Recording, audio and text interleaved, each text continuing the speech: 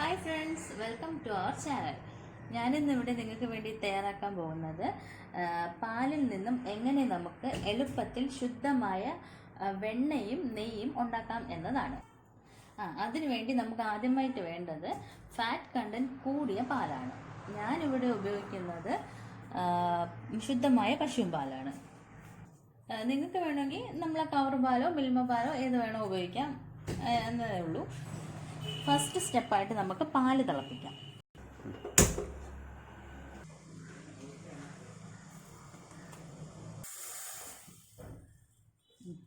കേട്ടോ, നമ്മുടെ പാല് ദേ നല്ലോണം തിളച്ചിട്ടുണ്ട്. ഇനി സിമ്മിലിട്ട് ഒരു 2 മിനിറ്റ് കൂടി വെയിറ്റ് ചെയ്യാം. ഇനി ഗ്യാസ് ഓഫ് ചെയ്തതിന് ശേഷം ഒരു 5 തൊട്ട് 8 മണിക്കൂർ വരെ തണുക്കാൻ വയ്ക്കുക. ഞാൻ തലേ ദിവസം രാത്രി കാച്ചി വെച്ചിട്ട് രാവിലെ എടുക്കുകയാണ് ചെയ്യുന്നത്. ഇത് ഞാൻ 8 മണിക്കൂർ തണുക്കാൻ വെച്ച പാലാണ്. ഇതിൽ നിങ്ങൾക്ക് കാണാമല്ലോ നമ്മളെ പാൽപ്പാട അല്ലെങ്കിൽ മിൽക്ക് ക്രീം ഇങ്ങനെ ഫ്ലോട്ട് ചെയ്ത് കിടക്കുന്നത്. അത് നമുക്ക് ആദ്യം ഒരു സ്ട്രെയിനർ എടുത്ത് ഒട്ടും കളയാതെ അരിച്ചെടുക്കാം.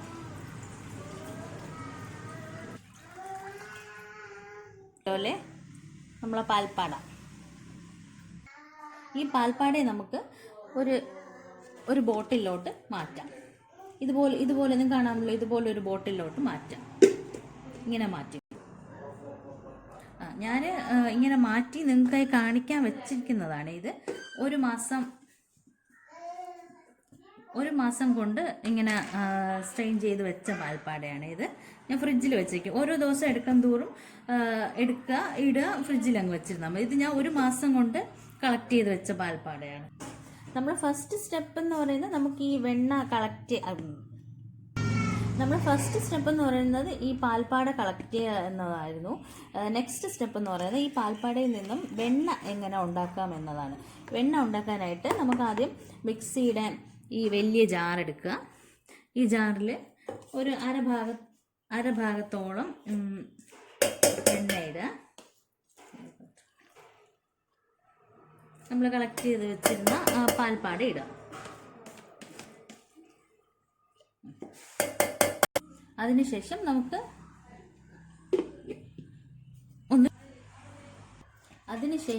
നമുക്ക് ഈ പാൽപ്പാടയെ ഒന്ന് ബീറ്റ് ചെയ്തെടുക്കാം.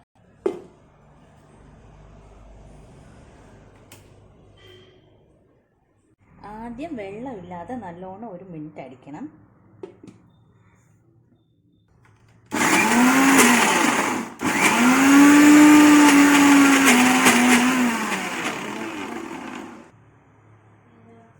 അതിനുശേഷം കുറച്ച് വെള്ളം ഒഴിച്ച് 1 മിനിറ്റും കൂടി അടിക്കണം.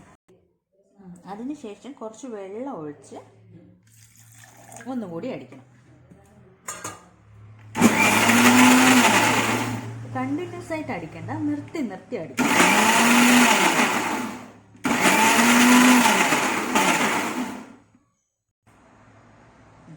ഇപ്പം നമുക്ക് കാണാം വെണ്ണ പാടയിൽ നിന്ന് ദേ സെപ്പറേറ്റ് ആയിട്ടുണ്ട്. ചെറുതായിട്ട് കാണാമല്ലോ, നന്നോട് കണ്ടു. ഇനി കുറച്ചുകൂടി ഒന്ന് അടിച്ചാൽ മതി. അപ്പം നല്ലോണം സെപ്പറേറ്റ് ആവും. കുറച്ച് വെള്ളം കൂടി ആഡ് ചെയ്യാം.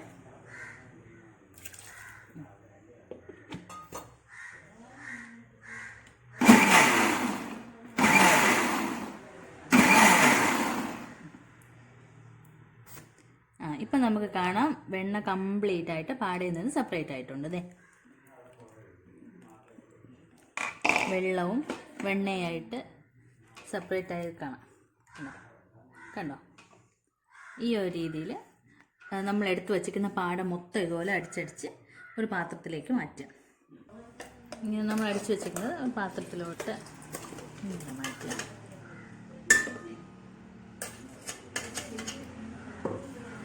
കണ്ടോ? നമുക്ക് കാണാൻ പറ്റും വെള്ളവും വെണ്ണയും തമ്മിൽ സെപ്പറേറ്റ് ആയിരിക്കുന്നത്. ഇനി ഇതുപോലെ നമുക്ക് ബാക്കിയിരിക്കുന്ന നമ്മൾ നേരത്തെ എടുത്തു വെച്ച പാൽപ്പാടയും കൂടി ഇതുപോലെ അടിച്ചെടുക്കാം.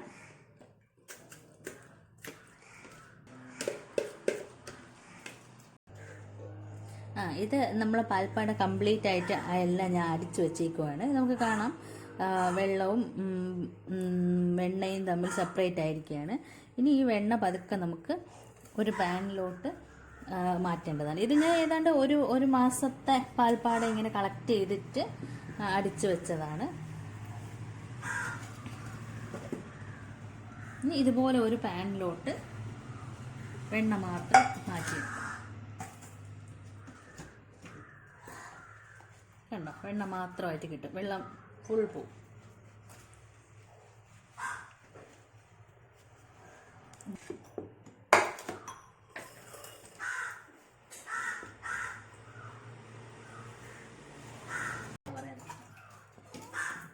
ഇതുപോലെ ഫുൾ വെണ്ണയും പാനിലോട്ട് മാറ്റുക.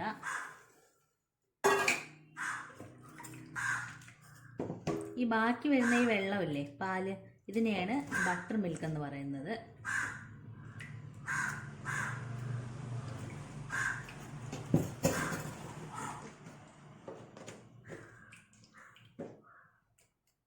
അങ്ങനെ കംപ്ലീറ്റും മാറ്റി ഇതേ ബട്ടർ മിൽക്ക് മാത്രമായി വരും. നമ്മൾ വെണ്ണ അതേ കംപ്ലീറ്റ് ആയിട്ട് മാറ്റിയിട്ടുണ്ട്. ഇതിനെ ഇനി ഈ പാനിൽ വെച്ച് തന്നെ ചൂടാക്കി നമുക്ക് നെയ്യാക്കാം. ഞാനിപ്പോൾ ഒരു മാസം കൊണ്ട് കളക്ട് ചെയ്ത പാൽപ്പാടയിൽ നിന്ന് അടിച്ചെടുത്ത വെണ്ണയാണ് നിങ്ങളെ കാണുന്നത്. ഇത്രയും കൂടുതലുണ്ട്, ഏതാണ്ട് 1 കിലോ കൂടുതൽ വെണ്ണ തന്നെ വരും. ഇതിനെ നമുക്കിനി ഗ്യാസിൽ വെച്ച് നമ്മൾ സെക്കൻഡ് സ്റ്റെപ്പ് എന്ന് പറയുന്നത് നമ്മൾ ഈ പാൽപ്പാടയിൽ നിന്ന് വെണ്ണ സെപ്പറേറ്റ് ചെയ്യുന്നതായിരുന്നു. ഇത് ഞാൻ സെപ്പറേറ്റ് ചെയ്തിട്ടുണ്ട്. ഇനി തേർഡ് സ്റ്റെപ്പ് എന്ന് പറയുന്നത് ഇതിനെ ഇതുപോലൊരു പാനിൽ വെച്ച്, ഞാൻ ഈ പാനാണ് നോൺ സ്റ്റിക്ക് പാനാണ് ഉപയോഗിച്ചത്. നോൺ സ്റ്റിക്ക് പാനാകുമ്പോൾ പെട്ടെന്ന് അടിയിൽ പിടിക്കത്തില്ല. ഈ പാനിൽ വെച്ച് നല്ലോണം ചൂടാക്കിയെടുക്കാം. ആദ്യം ഹൈ ഫ്ലെയിമിൽ വയ്ക്കുക.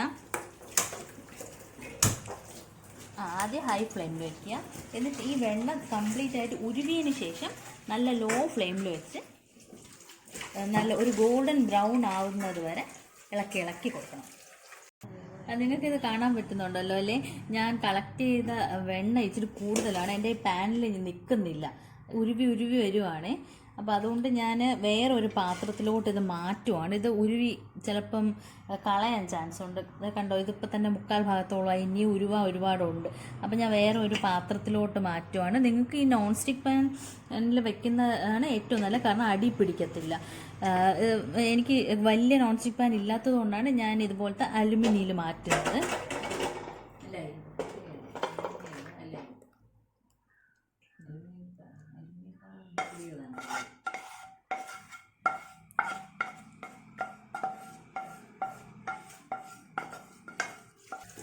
ഇത് അലുമിനിയം ആയതുകൊണ്ട് എപ്പോഴും ഇളക്കി കൊടുക്കണം, കാരണം അടി പിടിക്കാനുള്ള ചാൻസ് ഭയങ്കര കൂടുതലാണ്. അതുകൊണ്ട് ഇടയ്ക്കിടയ്ക്ക് ഇളക്കി കൊടുക്കണം. ഇത് ഫുൾ ഉരുവിയില്ല ഈ വെണ്ണ, അതുകൊണ്ട് ഹൈ ഫ്ലെയിമിലിടുക. ഉരുവിയതിന് ശേഷം ഏറ്റവും ലോ ഫ്ലെയിമിലിട്ട് കണ്ടിന്യൂസ് ആയിട്ട് ഇളക്കി കൊടുക്കുക. ഇപ്പം എൻ്റെ നെയ്യ് കംപ്ലീറ്റ് ആയിട്ട് ഉരുവിയിട്ടുണ്ട്. വെണ്ണ കംപ്ലീറ്റ് ആയിട്ട് ഉരുവിയിട്ടുണ്ട്. ഇനി തീ നല്ലോണം കുറച്ച് സിമ്മിലിട്ട് കണ്ടിന്യൂസ് ആയിട്ട് നല്ലോണം ഒരു ഗോൾഡൻ ബ്രൗൺ ആവുന്നത് വരെ ഇളക്കി കൊടുക്കുക. എന്നാലും നമുക്ക് നല്ല നെയ്യുടെ മണം വരും, അതുവരെ കൈ മാറ്റാതെ ഇളക്കി കൊടുക്കണം. ഇപ്പം നിങ്ങൾക്ക് കാണാം, നമ്മൾ നെയ്യ് നല്ലോണം ഉരുവി ഇറങ്ങിയിട്ടുണ്ട്. ഇപ്പോൾ ഒരു 15-20 മിനിറ്റ് ആയി കാണും. പക്ഷേ ഇപ്പോഴും ആയിട്ടില്ല, കാരണം ഈ കാണുന്ന ഇതില്ലേ, ഇത് നല്ല ഒരു റെഡിഷ് കളറൊക്കെയാണ്, ഒരു ബ്രൗൺ റെഡിഷ് കളർ ആവുന്നത് വരെ വീണ്ടും ഇളക്കിക്കൊണ്ടിരിക്കണം. അതാണ് നമ്മളുടെ പാകം എന്ന് പറഞ്ഞത്. ഇപ്പം നല്ല നെയ്യുടെ നല്ല മണം വരുന്നുണ്ട്, നിങ്ങൾക്ക് കാണാം. ഇപ്പം തന്നെ നിങ്ങൾക്ക് കാണാമല്ലോ അല്ലേ എന്തുമാത്രം നെയ്യ് നമുക്ക് പാടയിൽ നിന്ന് കിട്ടിയെന്ന്. ഏതാണ്ട് ഏകദേശമൊക്കെ ആയിട്ടുണ്ട്. ഇനി ഒരു 10 മിനിറ്റും കൂടെയൊക്കെ ആകുമ്പോൾ ഇതിപ്പോഴും ആയിട്ടില്ല, അതായത് വെള്ള കളറിലല്ലേ ഇരിക്കണം, അത് നല്ല ബ്രൗൺ കളറാവും. ആവുന്നത് വരെ ഇനി കൈ മാറ്റാതെ ഇളക്കണം, കാരണം അടിയിൽ പിടിക്കാൻ നല്ല ചാൻസാണ്.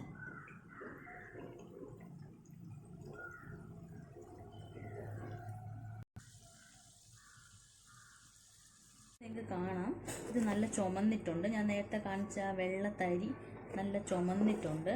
ഇതാണ് ഇതിൻ്റെ പാകം എന്ന് പറയുന്നത്.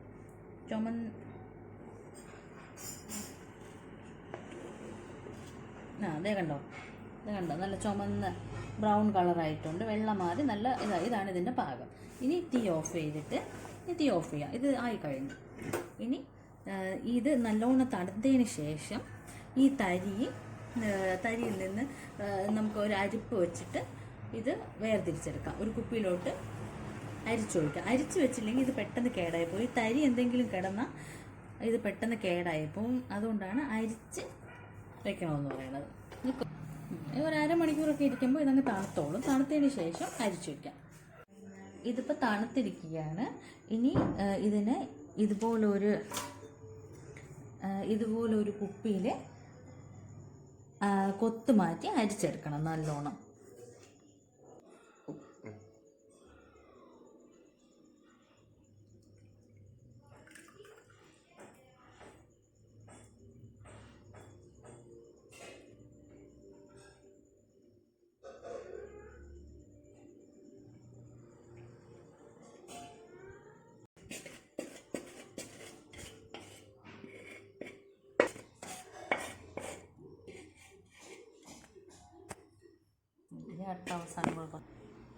ഇതാണ് എനിക്ക് കിട്ടിയ നെയ്യ്.